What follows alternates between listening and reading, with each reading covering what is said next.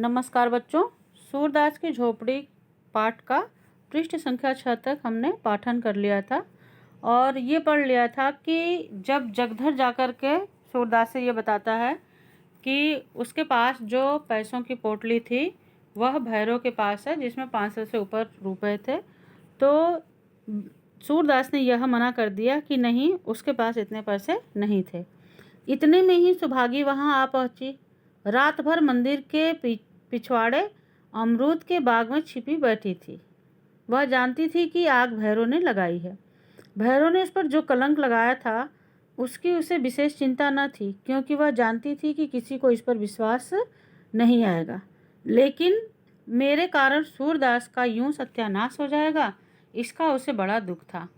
वह इस समय उसको तस्कीन देने आई थी। तस्कीन देने मतलब उसको वह यह दिलासा देने आई थी, विश्वास दिलाने आई थी कि जगधर, उसको यह विश्वास दिलाने आई थी। जगधर को वहां खड़े देखा तो झिझकी, भय हुआ कहीं यह मुझे पकड़ न ले। जगधर को वह भैरव का ही दूसरा अवतार समझती थी। उसने प्रण कर लिया कि अब भैरव के घर न जाऊंगी, अलग रहूंगी और मेहनत मजूरी करके जीवन का निर्वाह करूंगी। यहाँ कौन लड़के रो रहे हैं, एक मेरा ही पेट उसे भारी है ना। तो अभी इससे पता चलता है कि इसके बाल बच्चे नहीं हैं। अब अकेले ठोके और खाए। ठोके और खाए मतलब बनाए और खाए, और बुढ़िया के चरण धो धो करके पिए। उसकी माँ के लिए कहती है, उससे तो यह नहीं हो सकता। इतने दिन हुए इसने कभी अपने मन से ढेले का सिंदूर भी न दिया होगा, तो मैं क्यों उसके लिए मरूं। बता रही है कि उसकी किसी भी आवश्यकता की पूर्ति जो है वह भैरव जो है वो नहीं करता। यहाँ तक कि ढेले का सिंदूर मतलब 1 पैसे का जो औरतों का सुहाग का चिन्ह सिंदूर है, उसको भी उसने ला करके आज तक नहीं दिया है। वह पीछे लौटना ही चाहती थी कि जगधर ने पुकारा, सुभागी कहाँ जाती है। देखी अपने खसम की करतूत। खसम माने पति। बेचारे सूरदास को कहीं का ना रखा। सुभागी ने समझा मुझे झांसा दे रहा है। झांसा दे रहा मतलब बहका रहा है। मेरे पेट की थाह लेने के लिए यह जाल फेंका है। थाह लेना मतलब जानकारी प्राप्त करना। व्यंग से बोली, उसके गुरु तो तुम ही हो, तुम ही ने मंत्र दिया होगा। जगधर, हाँ यही मेरा काम है। चोरी डाका न सिखाऊं तो रोटियां क्यों कर चलें। मतलब उसको ये बात बुरी लग गई। करा कि हाँ यही तो मैं सब सिखाऊंगा कि चोरी डाका डालो। जब तक समझता था भला आदमी है, साथ बैठता था, हंसता बोलता था। लेकिन आज से कभी उसके पास बैठते देखा तो कान पकड़ लेना। जो आदमी दूसरों के घर में आग लगाए, गरीबों के रुपए चुरा ले जाए, वह अगर मेरा बेटा भी हो तो उसकी सूरत न देखूं। सूरदास ने न जाने कितने जतन से 500 रुपये बटोरे थे, वह सब उड़ा ले गया। कहता हूँ लौटा दो तो लड़ने पर तैयार होता है। तो यहाँ देखेंगे आप कि जगधर जो है वो भैरव की पत्नी के सामने जो है खुद को बहुत अच्छा साबित कर रहा है कि मैं ऐसा नहीं हूँ। और उसने ये भी यहाँ पर बताया कि अब उसकी कोई उससे मित्रता नहीं है। जब तक उसको अच्छा इंसान समझता था तब तक उसके साथ बैठता उठता था, अब उसके साथ वह नहीं रहेगा। सूरदास फिर वही रट लगाए जाते हो। कह दिया कि मेरे पास रुपए नहीं थे, कहीं और जगह से मार लाया होगा। मार लाया होगा मतलब चुरा लाया होगा। मेरे पास 500 रुपए होते तो चैन की बंसी न बजाता, दूसरों के सामने हाथ क्यों पसारता। जगधर, सूरे अगर तुम भरी गंगा में कहो कि मेरे रुपए नहीं हैं तो मैं न मानूंगा। मैंने अपनी आंखों से वह थैली देखी है। भैरव ने अपने मुंह से कहा कि वह थैली झोपड़े में धरन के ऊपर मिली। तुम्हारी बात कैसे मान लूं। तो जगधर को जो है वो पूरा विश्वास है और जानकारी भी है, क्योंकि भैरव ने उसको बता दिया था। लेकिन सूरदास इस बात को नहीं कबूल रहा है कि वो पैसे उसी के थे। सुभागी, तुमने थैली देखी है। सुभागी ने पूछा जगधर से कि तुमने थैली देखी है। जगधर ने कहा हाँ, देखी नहीं तो क्या झूठ बोल रहा हूँ। सुभागी, सूरदास सच सच बता दो, रुपए तुम्हारे हैं। सूरदास कहता है कि पागल हो गई है क्या, इनकी बातों में आ जाती है। भला मेरे पास रुपए कहाँ से आते। जगधर कहता है कि इनसे पूछ, रुपए न थे तो इस घड़ी राख बटोर कर क्या ढूंढ रहे थे। जगधर जो है वो पूरी तरह से सुभागी को यकीन दिलाता है कि नहीं, पैसे तो इसके ही थे, क्योंकि वह जो जगधर है वह सूरदास को उस झोपड़ी के आसपास कुछ ढूंढते हुए वो उसको हमेशा देखता है। सुभागी ने सूरदास के चेहरे की तरफ अन्वेषण की दृष्टि से देखा। अन्वेषण मतलब खोज।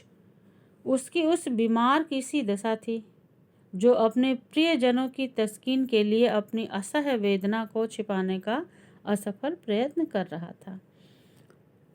अपने जो प्रियजन थे उनको दिलासा दिलाने के लिए अपनी जो उसकी पीड़ा थी, जो दुख था, असह्य जो वेदना थी, उसको छिपाने का असफल प्रयत्न कर रहा था। अर्थात जब मनुष्य का मन दुखी होता है तो उसके दुख की जो स्थिति है वह उसके मुख पर आ जाती है, उसकी जो स्थिति है वह उसके चेहरे पर दिखाई देती है, जो कि सूरदास के चेहरे पर साफ दिखाई दे रही थी। जगधर के निकट आकर बोली, रुपए जरूर थे, इसका चेहरा कह देता है। तो जैसा कि मैंने बताया कि हम कहते हैं ना कि आपके चेहरे से बहुत कुछ पता चल जाता है, तो ये स्थिति सभी की होती है कि आप के मन में क्या चल रहा है। वो अगर सही है तो ठीक है, अगर गलत है तो कहीं ना कहीं जो है वो निगाह आपकी झुकी हुई होती है और व्यक्ति उस स्थिति को थोड़ा बहुत भाप लेता है। सुभागी, अब चाहे वह मुझे मारे या निकाले, पर रहूंगी उसी के घर। कहाँ कहाँ थैली को छिपाएगा, कभी तो मेरे हाथ लगेगी। मेरे ही कारण इस पर यह विपत पड़ी है, मैंने ही उजाड़ा है, मैं ही बसाऊंगी। उसको इन सब कार्यों के पीछे जो है वह अपने आप को ही कहती है कि उसका कारण जो है वो सुभागी ही है, तो मेरी वजह से ही इसके साथ ऐसा हुआ है, तो मैं ही इसको अब बचाऊंगी भी और बसाऊंगी भी। जब तक इसके रुपए ना दिला दूं मुझे चैन न आएगी। यह कहकर वह सूरदास से बोली, तो अब रहोगे कहाँ। सूरदास ने यह बात न सुनी। वह सोच रहा था कि रुपए मैंने ही तो कमाए थे, क्या फिर नहीं कमा सकता। यही न होगा, जो काम इस साल होता वह कुछ दिनों के बाद होगा। मेरे रुपए थे ही नहीं, शायद उस जन्म में मैंने भैरव के रुपए चुराए होंगे, यह उसी का दंड मिला है। तो आप देखेंगे इस तरह से ये बहुत ही स्थिति जो है सूरदास की, वो धैर्यवान व्यक्ति की स्थिति जैसी होती है, ऐसा धैर्य इस पे यहाँ पर दिखाई दे रहा है। अन्यथा व्यक्ति क्या होता है, ऐसी स्थिति में हताश और निराश हो जाता है और उसके मन में जो है वो बदले की भावना आ जाती है, ईर्ष्या की भावना कूट कूट कर बढ़ जाती है। यदि उसे यह पता चल जाए कि उसका शत्रु कौन है या उसके साथ इस तरह का दुर्व्यवहार किसने किया है, तो अब वो सोच रहा है, अपने आप को दिलासा दे रहा है कि कोई बात नहीं, ये समझूंगा कि ये मेरे रुपए ही नहीं थे, या ये समझूंगा कि पुराने जन्म में शायद मैंने इसके रुपए चुराए हों। लेकिन जो सुभागी है तो अब उसका है कि मगर सुभागी का अब क्या हाल होगा। भैरव उसे अपने घर में कभी न रखेगा, बेचारी कहाँ मारी मारी फिरेगी, यह कलंक भी मेरे सिर लगना था। यह सूरदास सोच रहा है कि अब मैं तो अपना फिर से जीवन जो है वो बसा लूंगा, लेकिन सुभागी का क्या होगा। कहीं का न हुआ, धन गया, घर गया, आबरू गई, जमीन बच रही है यह भी न जाने जाएगी या बचेगी। तरह तरह की चिंताएं उसके मन में जो है वो आ रही हैं। अंधापन ही क्या थोड़ी विपत थी कि नित ही एक न एक चपत पड़ती जा रही है। अपने अंधेपन को कोसता है कि अंधा तो था ही, और उसके साथ साथ अब एक न एक विपत्ति उसके ऊपर इस तरह की भी आती जा रही है। जिसके जी में आता है चार खोटी खरी सुना देता है। खोटी खरी सुनाना मतलब उल्टा सीधा बोलना। इन दुखजनक विचारों से मर्माहत मतलब दुखी सा होकर वह रोने लगा। सुभागी जगधर के साथ भैरव के घर की ओर चली जा रही थी। और यहाँ सूरदास अकेला बैठा हुआ रो रहा था। सहसा वह चौंक पड़ा। किसी ओर से आवाज आई, तुम खेल में रोते हो? मिठुआ घीसू के घर से रोता चला आता था। शायद घीसू ने मारा था, पर इस पर घीसू उसे चिढ़ा रहा था कि खेल में रोते हो। मिठुआ जो है वो यहाँ सूरदास का पुत्र है, तो वो घीसू के घर जो है वो खेलने गया था पड़ोस में, और फिर हार गया होगा, ये जो स्थिति हुई हो, तो वहाँ से वो रोते हुए आ रहा था। अब पीछे घीसू जो है उसको चिढ़ा रहा है कि अरे खेल में रोते हो। सूरदास कहाँ तो नैराश्य, ग्लानि, चिंता और क्षोभ के अपार जल में गोते खा रहा था, कहाँ यह चेतावनी सुनते ही उसे ऐसा मालूम हुआ कि किसी ने उसका हाथ पकड़कर किनारे पर खड़ा कर दिया। वाह, मैं तो खेल में रोता हूँ, कितनी बुरी बात है। लड़के भी खेल में रोना बुरा समझते हैं, रोने वाले को चिढ़ाते हैं, और मैं खेल में रोता हूँ। सच्चे खिलाड़ी कभी रोते नहीं, बाजी पर बाजी हारते हैं, चोट पर चोट खाते हैं, धक्के पर धक्के सहते हैं, पर मैदान में डटे रहते हैं। उनकी त्योरियों पर बल नहीं पड़ते, त्योरियों मतलब उनके माथे पर बल नहीं पड़ता, अर्थात उन्हें निराशा नहीं होती है, बल्कि क्या होता है, उसमें हिम्मत रहती है, जिसकी वजह से वह हारी हुई बाजी को भी जीत जाते हैं। तो ऐसे उदाहरण आपने बहुत सारे देखे हैं, और वही व्यक्ति जीवन में सफल होता है बच्चों, जो कि अपनी विषम परिस्थितियों में अपना धैर्य न खोए। हिम्मत उनका साथ नहीं छोड़ती, जो लोग धैर्य रखे रहते हैं, हिम्मत भी उनका साथ नहीं छोड़ती। दिल पर मालिन्य की छींटें भी नहीं आती, न किसी से जलते हैं न चिढ़ते हैं। खेल में रोना कैसा, कहते हैं ना, जो कुछ भी हो रहा है वो सब ईश्वर का खेल है। तो ठीक है, यदि ईश्वर को यही मंजूर है तो फिर उसको स्वीकार करके हमको ईश्वर जैसे जीवन जीने के लिए कहें, हमें वैसे ही अपना जीवन यापन करना चाहिए। जैसे लोग कहते हैं ना कि ऐसा हुआ, यह होनी था, होनी को कौन टाल सकता है, यह जीवन का खेल था या ईश्वर की लीला थी। तो इस तरह से खुद को जो है वो गलत राह पर न ले जा करके, बल्कि आत्मसंयम से पुनः अपना निर्माण करना चाहिए। लेखक ने यहाँ पर यह सीख भी दी है। कहें कि खेल हंसने के लिए, दिल बहलाने के लिए हैं, रोने के लिए नहीं। सूरदास उठ खड़ा हुआ और विजय गर्व की तरंग में राख के ढेर को दोनों हाथों से उड़ाने लगा। आवेग में हम उद्दिष्ट स्थान से आगे निकल जाते हैं। उद्दिष्ट मतलब उस निर्धारित स्थान से आगे निकल जाते हैं। वह संयम कहाँ है जो शत्रु पर विजय पाने के बाद तलवार को म्यान में कर ले। तो अब आप देखेंगे इस तरह से उसमें एक उत्साह आ गया। ये जो एक वाक्य था कि खेल में तुम रोते हो, उसको लगता है कि यह जो मेरे साथ जो हुआ वह एक जीवन का खेल था, और इस खेल में यह आफत विपत आती रहती है, इसलिए हमें दुखी नहीं होना चाहिए, रोना नहीं चाहिए, बल्कि उसका हमें डटकर सामना करना चाहिए। बच्चों देखिए, चित्र में जो सूरदास है वो दोनों हाथों से उठा उठा करके राख के ढेर को फेंक रहा है। एक क्षण में मिठुआ, घीसू और मोहल्ले के 20 लड़के आकर इस भस्म स्तूप के चारों ओर, भस्म स्तूप मतलब राख का जो ढेर लगा था उसको भस्म स्तूप कहा गया है, चारों ओर जमा हो गए और मारे प्रश्नों के सूरदास को परेशान कर दिया।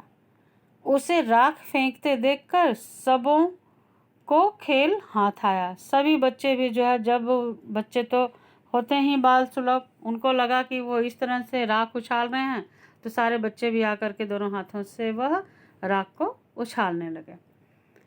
ऐसा लगा कि राख की वर्षा होने लगी। दम के दम में सारी राख बिखर गई, भूमि पर केवल काला निशान रह गया।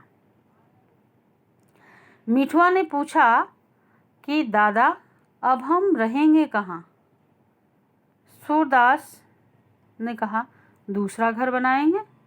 मिठुआ, और कोई फिर अगर आग लगा दे तो? सूरदास ने कहा, तो फिर बनाएंगे। मिठुआ, और फिर लगा दे तो? ये बाल सुलभ चेष्टा यहाँ पे दिखाई गई है, जैसे बच्चे एक प्रश्न का उत्तर पाते हैं तो दूसरा प्रश्न तैयार हो जाता है, फिर उससे और बड़ी संख्या का प्रश्न वो पूछ लेते हैं। ये बच्चों में एक बाल सुलभ चेष्टा होती है। तो सूरदास ने कहा कि हम भी जो है वो फिर बना लेंगे। मिठुआ ने कहा और कोई 1000 बार आग लगा दे तो सूरदास ने कहा तो हम 1000 बार बनाएंगे। बालकों को संख्याओं से विशेष रुचि होती है। मिठुआ ने पूछा और जो कोई 100 लाख बार लगा दे तो सूरदास ने उसकी बालोचित सरलता, बालोचित मतलब बाल सुलभ सरलता से उत्तर दिया तो हम भी 100 लाख बार बनाएंगे।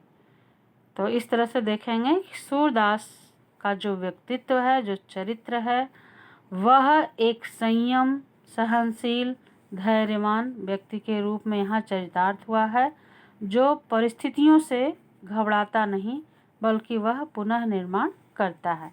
ऐसे ही व्यक्ति को अपने जीवन में विषम परिस्थितियों में भी धैर्य धारण किए रहना चाहिए। इससे आधारित 3 प्रश्न मैंने दिए हैं और इसके जो कठिन शब्दार्थ हैं वो मैंने लिख दिया है बच्चों। सूरदास को ये किसने बताया कि रुपयों की पोटली भैरव के पास है? तो ये उत्तर इसका है जगधर ने। सूरदास ने मिठुआ के बार बार प्रश्न पूछने पर क्या जवाब दिया? अभी अभी हमने पाठ आपको पढ़ाया है, ये इसी पृष्ठ पर आपको मिल जाएगा। सच्चे खिलाड़ियों के बारे में लेखक क्या बताते हैं? तो मैंने ये भी आपको पढ़ाते समय बता दिया था कि सच्चे जो खिलाड़ी होते हैं वो कभी भी मैदान छोड़ करके नहीं भागते। वह हारते हैं लेकिन फिर भी वो दाव लगाते हैं और अपनी बाजी जीत करके ही रहते हैं। 3 प्रश्नों के उत्तर बच्चों आप लिख लेंगे और उम्मीद है कि आपको ये पाठ अच्छी तरह से समझ में आ गया होगा। अगर आपके पास समय हो तो आप रंगभूमि उपन्यास मुंशी प्रेमचंद जी का है, उसको आप चाहें तो पढ़ सकते हैं। और इसके बाद फिर मैं आप लोगों को इसी पाठ से जो प्रश्न उत्तर हैं वह भेज दूंगी। प्रश्न उत्तर को अपनी कॉपी में लिख करके आप उसे याद भी करेंगे। बच्चों, जितना भी काम रोज दिया जाता है आपको वो प्रतिदिन आप करते रहिए, क्योंकि अगर कार्य नहीं करेंगे तो फिर आपको इस वीडियो का कोई भी फ़ायदा नहीं होगा और परीक्षा में भी फिर इसका लाभ आपको नहीं मिल पाएगा और बहुत सारा काम इकट्ठा हो जाएगा। तो इसलिए बच्चों प्लीज़ अपना काम जो है वो समय अनुसार करते रहिए। धन्यवाद।